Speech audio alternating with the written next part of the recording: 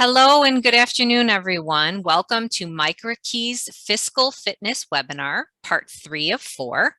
Before we jump in, I'd like to take a quick moment to set the stage for our webinar today. First, what is fiscal fitness in today's context? For our purposes in this series, we'll consider fiscal fitness as 1, knowledge of what makes your business tick, accounting measures, and goals that you have in place to track these elements and strategies to reach these goals.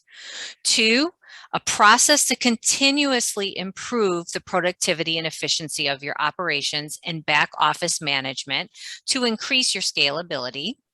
3, a plan and process for predictable growth. 4, and of course, my signature addition to fiscal fitness is creating a company culture that encourages the full engagement, productivity, and talents of all of your employees. At MicroKey, we support your fiscal fitness by providing you with the software tools and support that you can leverage to improve the efficiency and productivity of your business. It's all right there in your software. We also want you to take a key role in providing information to each of you as individual leaders and business owners that's really specific to your business and helps you to achieve your company's fiscal fitness. My vision has been and will continue to be creating an educational journey for you all with rich tips, tools, processes that are going to bring you closer to your fiscal fitness goals. We have a series of educational pieces that are already recorded and several more that are coming to you before the end of the year. Depending on how you like to learn in your schedule, we have another fiscal fitness webinar planned for you on November the 10th at 2 p.m. Eastern Time. We also have 3 podcast episodes dedicated to fiscal fitness that are already published. Our podcast is called MicroKey on Air, and you can find it on the Apple or Google Podcast and Spotify. So you go to your podcast venue of preference, type in MicroKey on Air, and then you'll see the list of podcasts that we have previously recorded.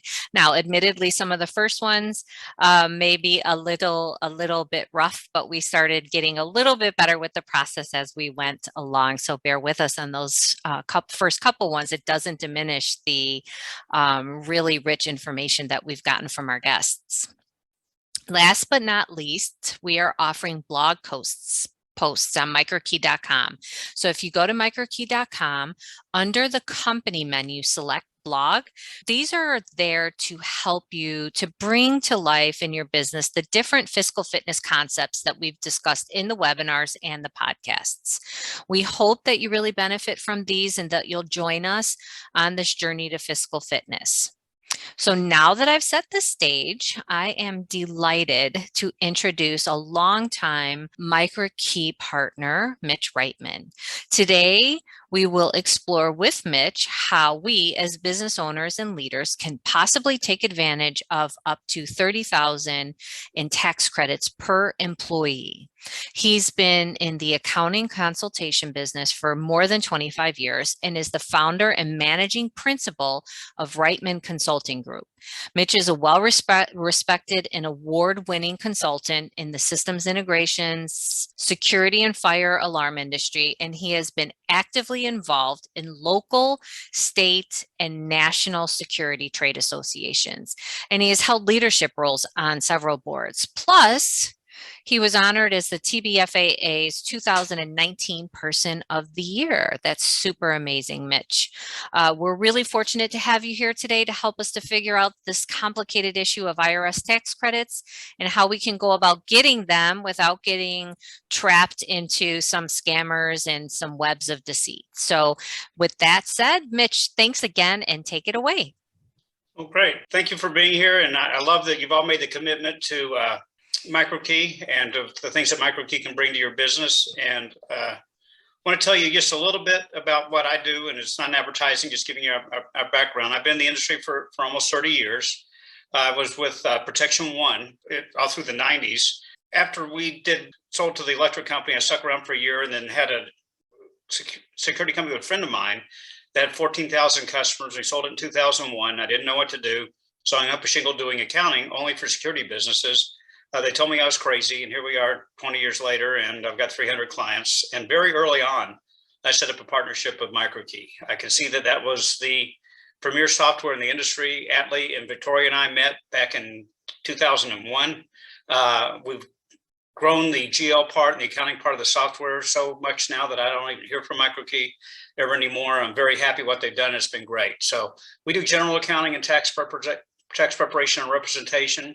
We do valuations for divorces and partner disputes. We do brokerage and we do due diligence. But what I want to talk to you about today is the credits that are out there, and give you a little bit of a background. Nearly all the COVID relief that was passed in the last 3 years by Congress was just handed off to the IRS and the SBA. And they've struggled to administer this. It's been pretty overwhelming for the IRS. The SBA was pretty overwhelmed. They're still trying to catch up with this. And because of that, I'm sure you see in the news, some very unscrupulous people and firms have taken advantage of the system. The one existing credit we're going to talk about today was a research and development credit, and that was already existing before COVID. But the other credit that came about from COVID, and we'll talk about that today too, is the employee retention credit. And the IRS is estimating there's going to be $1 trillion of fraud in the employee retention credit. So we want to talk to you about how to legitimately take it. It's definitely a good thing to look at, how to do it, and how not to do it. So first of all, the evolution of the employee retention credit, also called the ERC. Originally passed by Congress in the COVID Relief and Economic Security Act, and then they felt the need to modify it, so they modified it in 2020. And they further amended it in 2021. And what's happened is that every time they've amended it, it's gotten easier to get and easier to defraud the government and easier for people to get into trouble with it. And so it's causing what I would say is a cottage industry of what they call the credit mills. And I'm sure if you own a business, you're getting the calls now from people in telemarketing firms telling you they can take this credit. And if you're entitled to it, great. But one thing is that most accountants can take the credit for you. We know how to do it, and we know how to do the paperwork. If they're telling you don't qualify, and somebody is calling you and saying that you qualify anyway, that doesn't know anything about your business, be very, very careful. And that's what we're going to talk about today. So why haven't you heard about the employee retention credit? When I first started talking about this a year ago, people hadn't heard about it, but now you're getting the calls from the boiler rooms, and so you are hearing about it. But what happened in the media was that the PPP loans were such a unique thing, and everybody was going to get them, and there was a lot of talk about them. They were so sexy that that's all the press talked about, and they're fairly easy to understand. The first year that the employee retention credit was out was in 2020, and you had to have a 50% drop in revenue between 2019 and 2020. Well, very few companies had that. And they also had, in the original act, if you'd gotten a PPP loan, you couldn't get an employee retention credit. And it's scary. It deals with payroll taxes. And if you run a business, you've got to understand that the payroll taxes are the taxes that can come through to you personally. The IRS is pretty serious about collecting those. That's money that belongs to other people. And it's not something people like to play games with. And it's complicated, and it's complicated, and it's complicated. Like Victoria said, it's complicated. Not complicated for us, but very few of my clients ever signed on to be a bookkeeper. And so we know how to do these things. And our job is to make it easier for our clients to understand it and do it. So that's the background of it. And the 50% decline in revenue requirement was a big killer the first year. Now in 2021, it was changed to 20%. A lot of companies qualified for it, but a lot of alarm companies have had a problem qualifying for it because they've got a lot of recurring revenue, and the recurring revenue kept coming in, but install and inspections and a lot of fire companies weren't able to do a lot of upgrades and inspections because the restaurants, the businesses, whatever, were closed, and there wasn't a lot of that to do. So there's a provision in the bill that says that if you have supply chain or vendor problems or reduction in any of those issues or revenue from that type of thing, that you may qualify. That's what these credit mills are trying to exploit. They're trying to say, let's just go ahead and send this off anyway. There's a good chance the IRS isn't going to audit it. You'll get the credit and don't worry about it. Well, worry about it. But what we've decided is, and I have an attorney that's part of my practice, we have quite a few clients that are fire alarm companies, and they had chains of restaurants, they had schools, they had facilities that were closed down by COVID acts, and they lost the service revenue, they lost the inspection revenue, they lost the upgrade revenue. The AHA said, don't worry about inspecting the fire system. The building's closed anyway. And so what our theory is that if you lost some revenue due to that, you may be entitled to a credit for some of the revenue that you lost. Well, we're not just supposing this and just guessing about it. We're getting technical rulings from the IRS. We're saying this is what happened to our client. They had $400,000 of service revenue last year. It dropped to $100,000. They were entitled to a $300,000 credit, but they didn't have the revenue drop. So all we want is $100,000 to replace that revenue that they lost. Please tell us what you think about this, IRS. The IRS will respond back, either say, no, you don't, and we're not going to allow it, or yes, you can, and we think that this is the spirit of the rule, and here it is. And that letter that you get back from the IRS and that technical ruling that we get for the client is a get out of jail free card. Once you've gotten the IRS to agree that they're going to allow you to take the credit, then you don't have to worry about whether you qualify for it if you don't meet the black and white requirements. And that's the difference between using a CPA, using an accounting firm, as opposed to using a stranger on the telephone. And just to digress a little bit, I got a call from one of these mills, and I'm sure you're getting the calls too. And the woman, I could tell she was in a boiler room. I could hear the voices in the background, and she had no idea who she was talking to. So I started asking her questions that would absolutely positively disqualify my company from the credit. And she finally said, you know, this is really a grant. The government just wants to give you the money. Don't worry so much about whether you qualify or not. They're not going to audit it anyway. And I said, well, that's all interesting, but who's going to sign this return? And she said, we have a registered person that will sign the return for you. And registered person with the IRS, and as I tell people, in most states, it takes more licensing to paint toenails than to do tax returns. A registered person with the IRS means you've had a background check and you have an address. And so they gave me this person's number, and I looked her up. She was a shampooer in a hair salon that on the side did tax returns, and that was who was going to sign my return. And the way I'd explained to this woman, I was entitled to a $250,000 credit, and they were thinking that was going to be sufficient. That, guys, is the way you end up getting audited, and there's a 100% penalty if you took that credit without reasonable cause to take the credit. And believe me, that person that was calling you from the boiler room is going to be long gone. So let's look at the actual credit.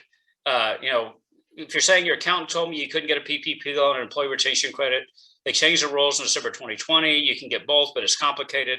Most accountants can walk you through it. If they can't, we definitely can. So the big problem is funds that you use to pay the employee retention credit expenses are not eligible for forgiveness of the PPP loan. The solution is timing, and it was how the PPP loans were structured. But there is money that most companies have paid to their employees that wasn't used to forgive the PPP loan. And a good accounting firm can look at that and figure it out and sort it out and at least give you some of the credit. So the strategy is, and it's too late now because the PPP loans have all been forgiven, but pay the employee retention credit first and the PPP payroll after. And there are other expenses in the PPP loan. But also, if you had a PPP loan, and hopefully you did it this way, there were non-payroll expenses you could have used to get it forgiven: rent, utilities, loan interest, business software, damage from riots, and personal protection equipment. Now, if you've already gotten your PPP loan forgiveness and you don't think you qualify for the ERT because you use the money for other reasons, we can help companies, and most accountants can help you go back and amend your PPP loan forgiveness application to open up some payroll for the employee retention credit. But how do you apply for the credit? And this is what the scary part is. You take it on your 941, but of course it was for the second, third, and fourth quarter of 2020 and the first, second, and third quarter of 2021. So I'm hoping you've all filed those payroll tax returns by now. But there's a new form called the 941X. Well, there's always been that form, the 941X, but it's been expanded to include the ability to take that employee retention credit. And it's a little tricky, it's a little complicated, but that's how you do it. And this is the other thing that is confusing a lot of payroll services and third parties that do tax returns. You can either ask for a check or you can apply the credit as soon as you file for it to your payroll tax deposits every month. And so you can start getting the money right away, because we're seeing clients that in some cases are taking a year or more to get their check.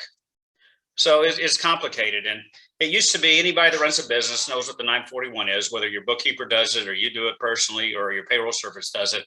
It's just a form that says how much payroll tax do you have to remit every quarter. When did you make your deposits? It looks to make sure those two numbers agree, and you put a bottom line. The instructions used to be 2 pages long.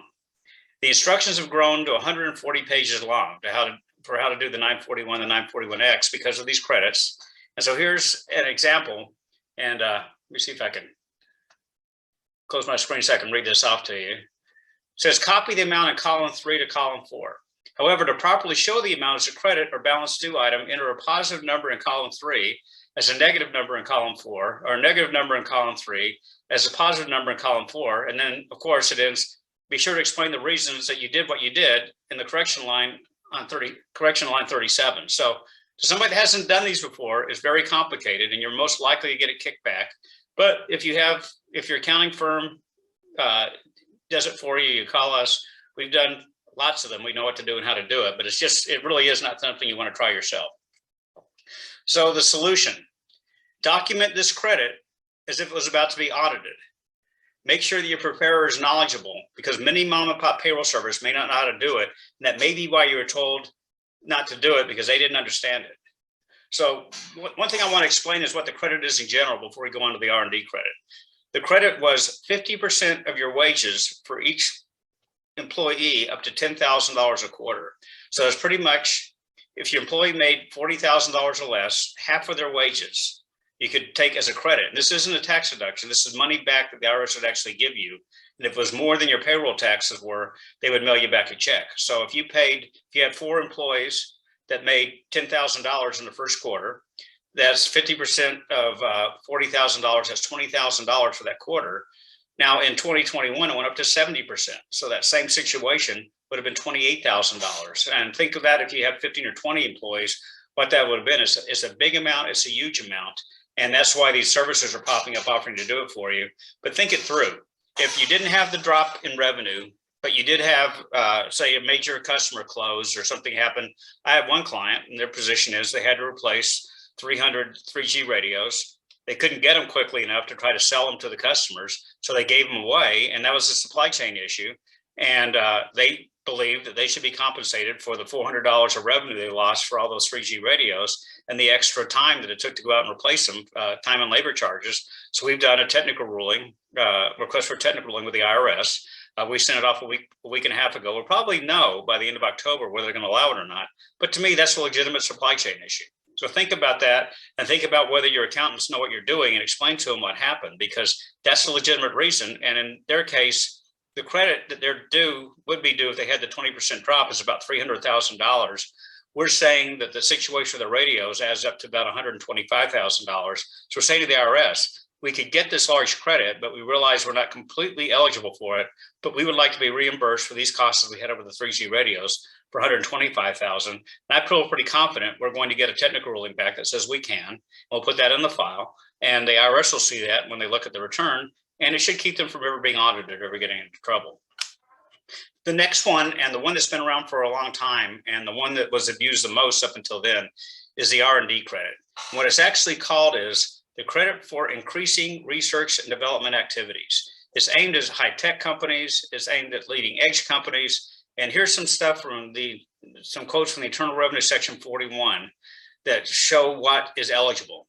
And it's expenses that are intended to resolve technical actual uncertainty that exists at the outset of the project initiative related to the capability methodology for developing and improving the business component or the appropriate design of the business component.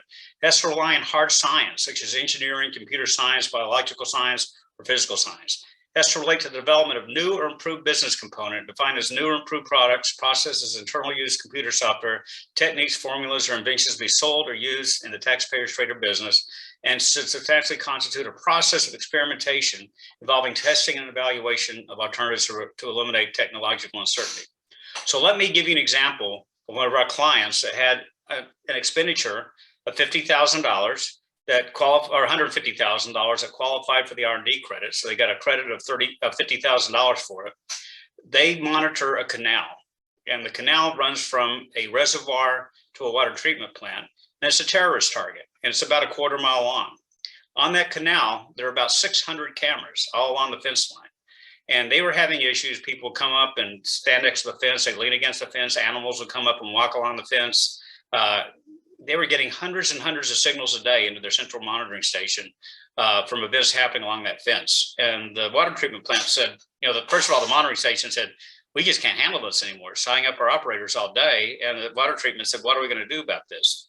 So they designed some software. They modified the software that they had, the analytics for their cameras, to make any activity along that fence pass a sequence of tests.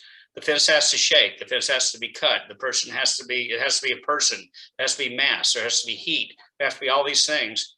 And so now when the signal comes in from that camera, it processes it through these analytics, and their events have dropped from hundreds and hundreds a day to 4 or 5 a week. And when they do have a problem, it's legitimate. It's some idiot trying to climb over the fence, or somebody shaking the fence, or somebody doing something. They threw a ball over the fence and they climb over to get it.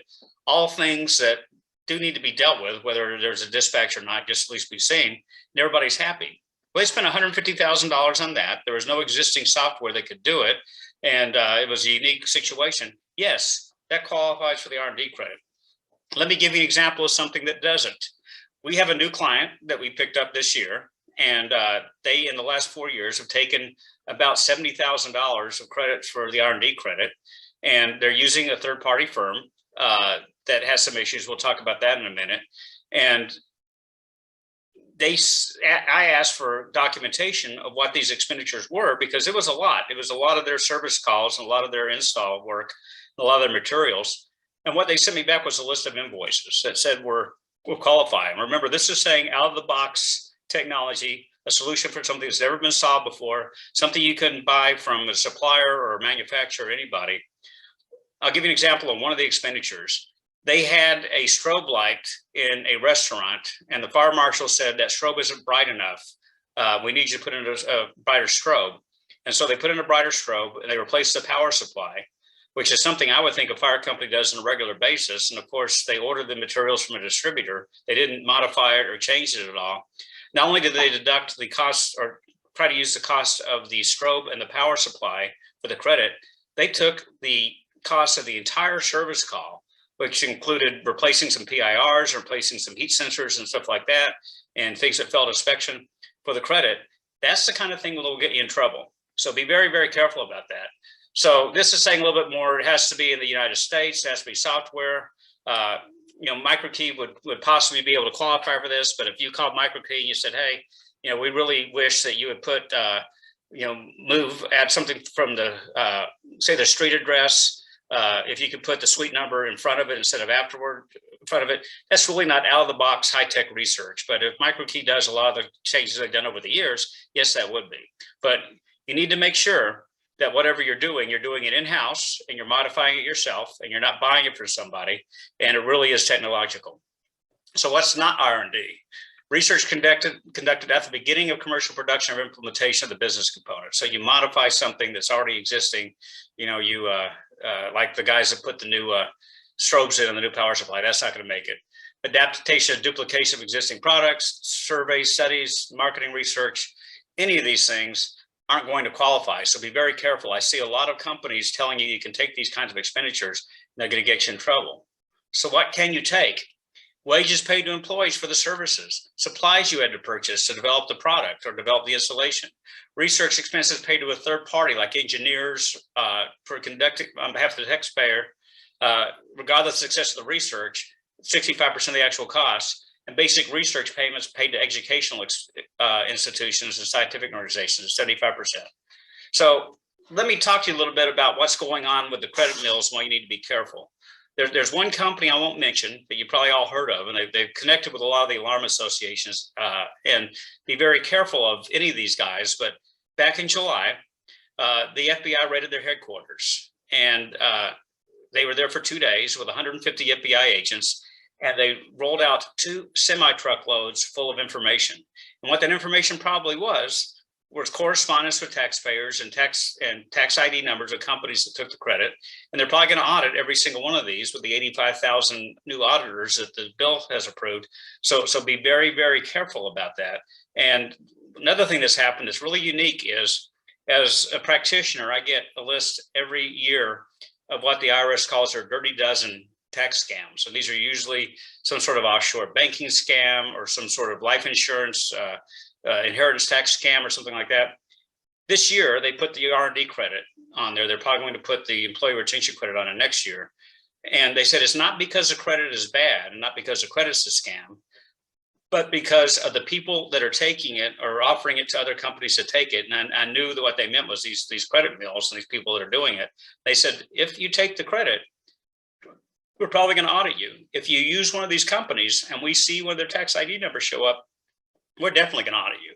So be very, very careful. Stick to the people you know. Stick to people know what they're doing. Don't be afraid to take the credits. And like I tell my client, the IRS put hoops up that you need to jump through. And we have no problem, no matter how high they put the hoop up, helping you jump through that hoop. But you don't want to walk under it. You don't want to walk around it. Well, Victoria, that's the end of the presentation. Mitch, fortunate to have you here. Thanks again.